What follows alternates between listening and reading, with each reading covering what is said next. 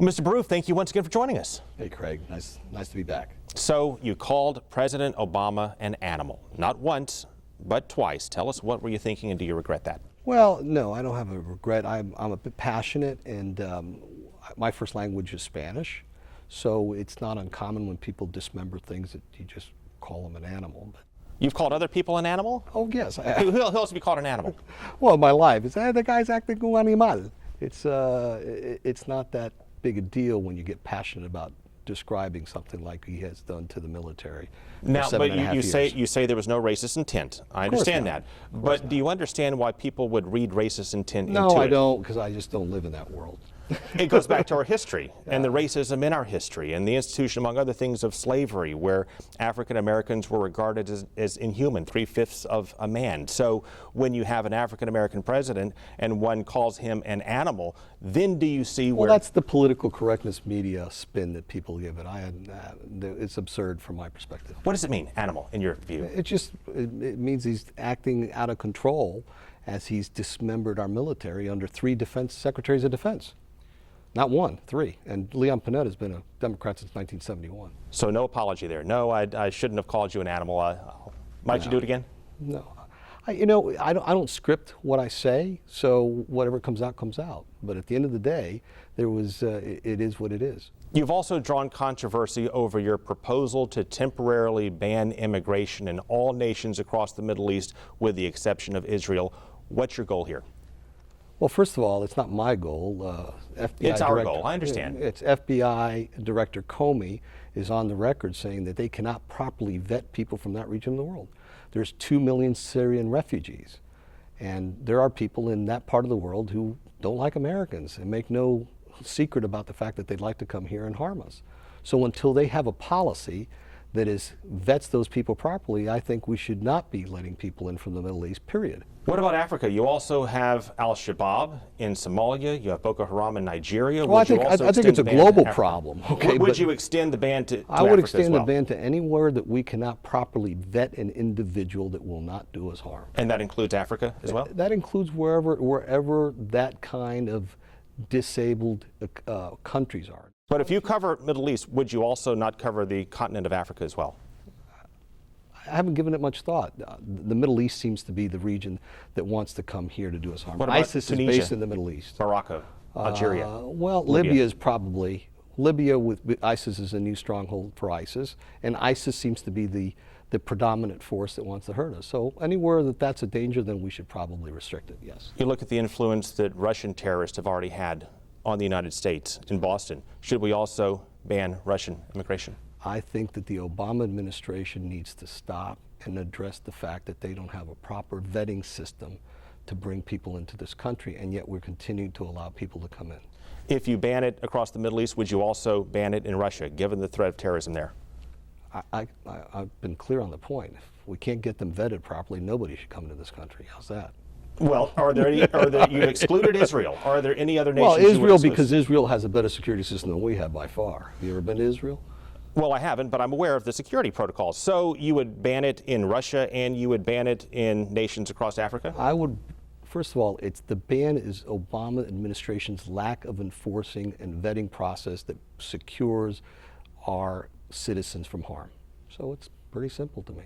Until they get that, until FBI Director Comey or the CIA director, who was on 60 Minutes again last Sunday from an interview he taped in February, clearly says that there are people that want to come to this country to do us harm, and we don't have the proper systems in place to vet them. When they say we're ready, then we should probably be ready. What about countries in South America with terrorists? You have Shining Path in Peru, you have the FARC in Colombia. Yeah, you're pushing. Well, I'm pushing. I am pushing you're because pushing I'm an agenda. I'm trying to find out where you draw. It's ISIS. It's ISIS. It's not the Chechen rebels. No, it's not the Chechen rebels. Okay, it's ISIS who have made it a point to want to come to this country to do us harm. Okay, ISIS has a presence in Australia. What about Australia?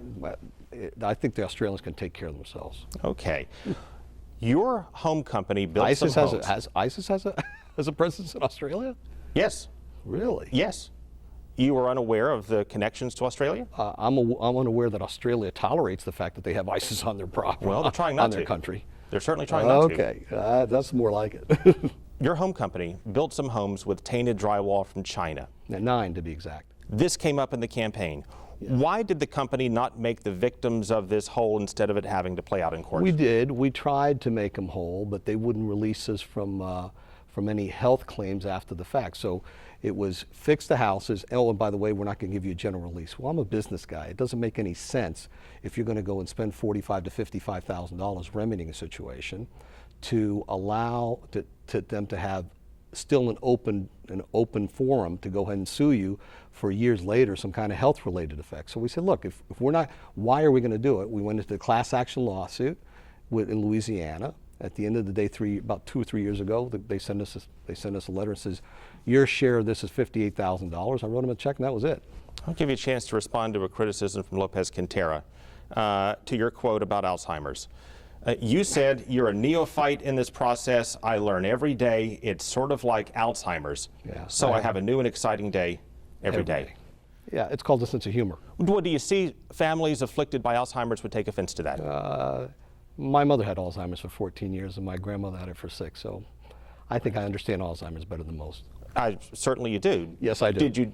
And we used to joke about it, by the way. How did you joke about it? Well, my mother, we used to joke about it when she was going, and she used to laugh at it. So it's an issue that politicians want to make because they're low in the polls and they're taking shots at the guy who's at the top of the polls. You are campaigning as an outsider. I am an outsider. Well, you're a major political donor as well, and you've served and on so a lot is Donald of boards. Trump. Well, the difference is What's the difference? Well, that you've served on a lot of boards as it relates And to he's hospital served prices, as quite it a few relates boards. to airports, as it relates to water management. I could go on. New College of Florida, where you had a significant impact on the direction of that. I am happy to say I've had a significant impact in all of them. That makes you an insider if you're influencing No, policy. it makes me an outsider who fixed bureaucracies that were broken. That's what it makes me. You have a 10-point plan to end government greed. Correct.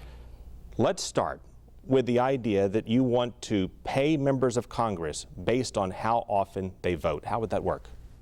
Well, you come up with a matrix and you say, okay, you give them 10% because you have family events and you have health issues. So they have to be there to get 100% of their pay. 90% of the time they have to be voting. They get docked thereafter. You got that right. Why not pay them based on how many amendments that they get passed or how many bills they write? No, because then it incentivizes to create more legislation, which they already have too much incentive to do. Okay. Every law that Congress passes must apply to Congress. How do you enforce it? Simply, the law that doesn't exclude them, like the laws like Obamacare, they're excluded out of that. That doesn't make any sense. Why? The rest of us have all got to deal with it. Why shouldn't they?